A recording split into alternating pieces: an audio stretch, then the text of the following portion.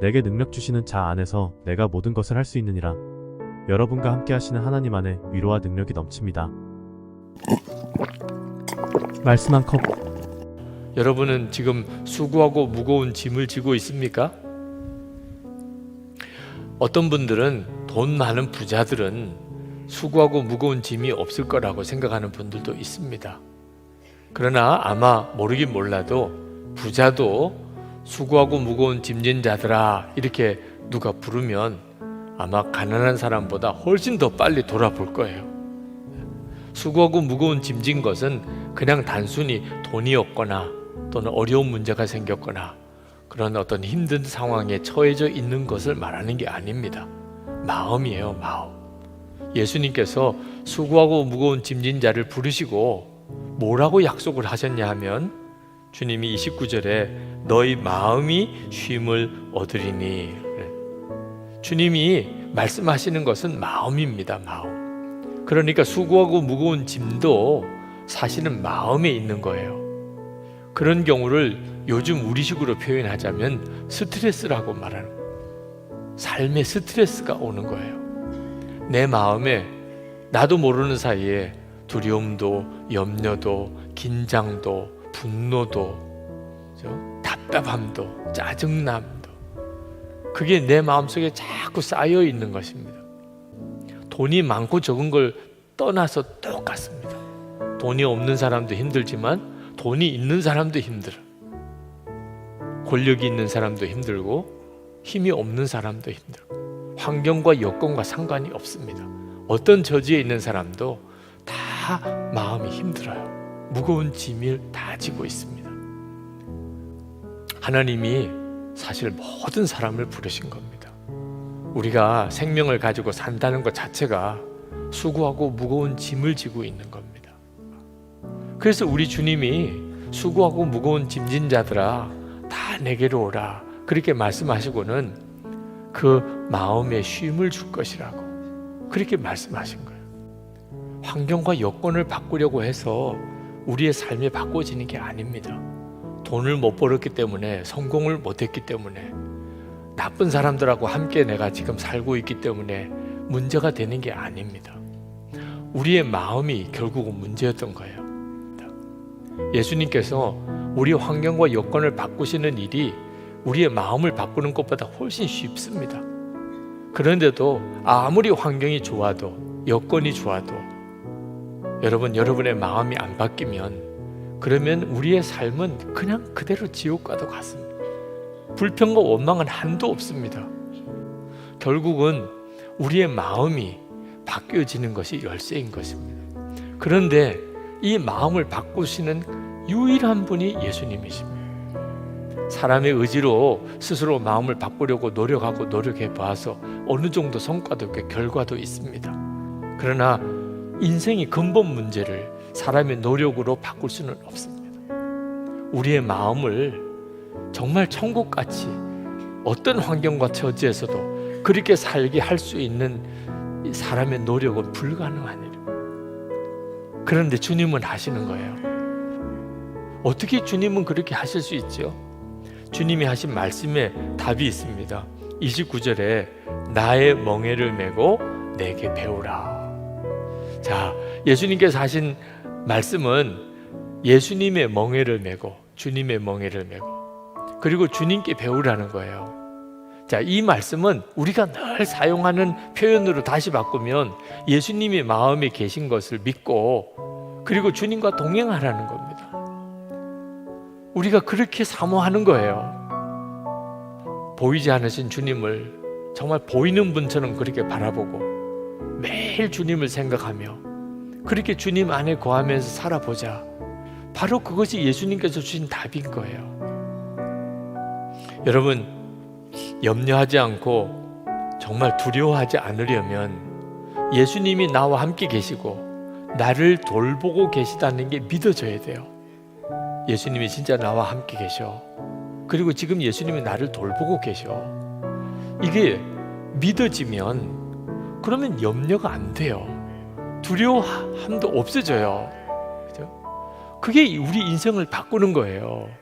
여러분에게 지금 필요한 것은 여러분이 가지고 있는 문제가 해결된 게 아니고 예수님이 믿어지는 거예요. 주님이 함께 계시고 나를 돌보신다, 이게 믿어지는 거. 그때 염려가 주님께 맡겨지는 체험을 하게 되는 겁니다. 베드로전서 5장 7절에 너희 염려를 다 주께 맡기라, 이는 그가 너희를 돌보심이라. 염려를 주께 맡기라. 이게 되어지면 그러면 우리가 사는 인생은 완전히 달라지게 됩니다. 어떻게 하면 맡겨질까? 주님이 나를 돌보심, 그가 너희를 돌보심이라. 주님이 나를 돌보시고 계시다. 여러분이 그 생각을 끊임없이 붙잡는 거예요. 문제가 생길 때마다 주님이 나를 돌보신다. 도무지 난감한 상황에 처할 때 주님이 나를 돌보신다. 내 마음에 거하시고 주님이 나를 돌보신다.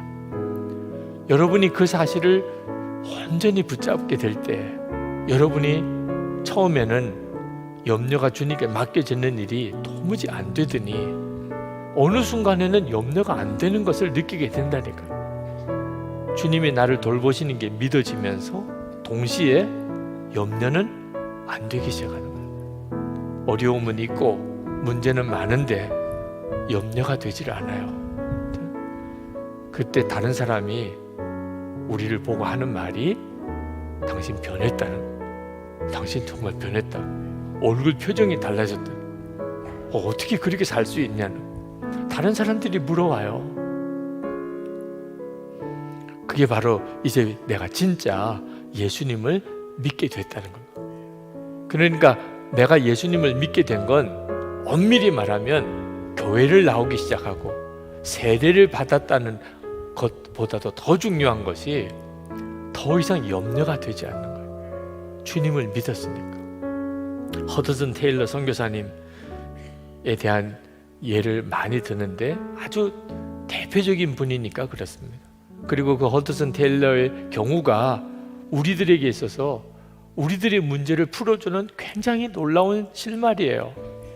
이 허드슨 테일러 선교사님이 그 옛날에 1869년 그때 당시에 영국에서 중국으로 선교사로 간 사람입니다. 중국에 가서 완전히 중국 사람들처럼 살았어요. 영국 서양 사람인데도 그때 당시에 중국 사람들은 이렇게 머리 앞을 다 밀고 뒤에다가 머리를 닦고 살았는데 자기도 그렇게 살았어.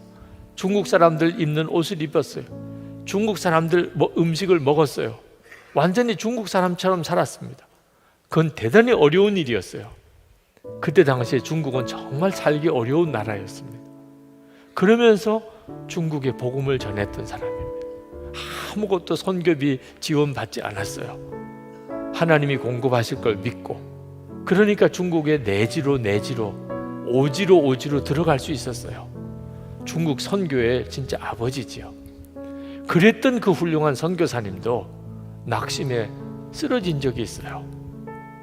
아무리 해도 내 성질 바꿔지지 않는구나. 아무리 해도 이 내 자아가 죽지 않는구나.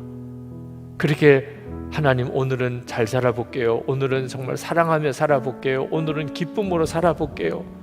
그랬는데 그런 기도를 한 날 더 넘어지는 거예요. 그러니 저녁이면 더 좌절이 오는 거예요.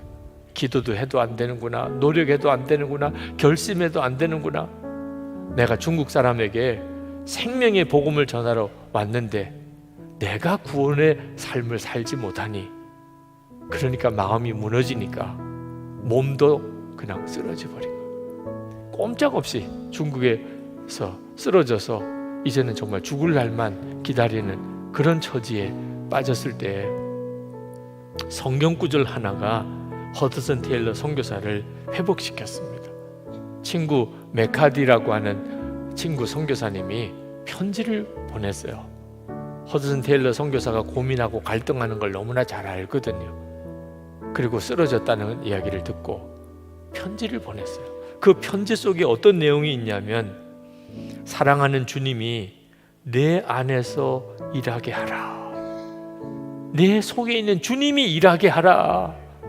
너가 몸부림치지 말고 바로 살아봐야 되겠다, 제대로 해야 되겠다, 좋은 선교사가 돼야 되겠다, 그거 다 좋은데 내가 하려고 하지 말고 내 안에 계신 사랑하는 주님이 일하게 하라. 스스로 애쓰고 버둥대지 말고 너는 주님 안에 거하라. 어떻게 믿음을 강하게 할 수 있는가? 그것은 믿음을 구하려고 애쓰는 것이 아니라 그저 신실하신 분 예수님을 의지하는 것이다. 뭐 그런 내용의 편지를 썼어요. 허슨 테일러가 친구 메카디 선교사가 쓴 편지를 읽으면서 눈이 확 열리는 것 같았다 그랬어요. 성경 구절이 생각났어요. 너는 주님 안에 거하기만 하라. 요한복음 15장 5절 말씀. 나는 포도나무요 너희는 가지니 내가 내 안에 저가 내 안에 내가 저 안에 거하면 그러면 저는 많은 열매를 맺을 것이라. 왜 열매가 없을까? 그게 허드슨 테일러 선교사님의 좌절이었거든요. 그렇게 노력해도 그렇게 기도해도 왜 나에게는 열매가 없을까? 나에게는 변화가 없을까? 그런데 성경을 읽어보니까 주님은 포도나무고 나는 가지고 내가 주님 안에 거하고 주님이 내 안에 거하면 그럼 열매를 많이 맺을 것이라는 이렇게 간단한 것이 하나님의 뜻이었구나. 그리고는 그가 그 책에 이렇게 썼습니다. 주님이 나의 포도나무요 나는 주님의 가지라는 말씀에서 나는 예수님을 바라보았다. 그 말씀으로 주님을 바라보았어요. 주님을 바라보는 순간 기쁨이 용솟음 쳤습니다. 나는 그때 힘과 평안을 얻기 위한 헛된 노력을 그치고 그리스도의 능력과 평안 속에 쉬기로 하였다. 이거 정말 기가 막힌 이야기예요. 여러분, 믿음으로 사는 게 얼마나 쉽고 얼마나 복 있고 얼마나 놀라운 구원인지 노력해서 사는 거, 믿음으로 사는 거는 완전히 달라요. 열심히 노력하고 애쓰고 수고하는 것이 다 귀한 가치가 있는 거지만 우리가 진짜 배워야 할 것은 믿음 안에서 쉬는 거예요. 쉬는. 오, 거기에 안식이 있구나. 그동안 예수님 안에서 안식하기 위해 헛되이 애써왔구나. 이제 결코 더 이상 애쓰지 않겠다. 왜냐하면 그분께서 나와 함께 거하시겠다고, 결코 나를 떠나지 않으시고 결코 나를 저버리지 않으시겠다고 약속하지 않으셨던가. 그것이면 충분하다.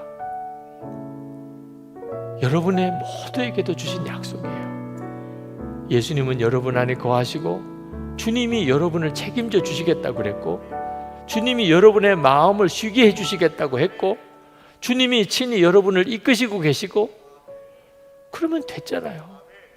너 고생스럽지? 너 사람 때문에 힘들지? 너 경제적으로 너무 어렵지?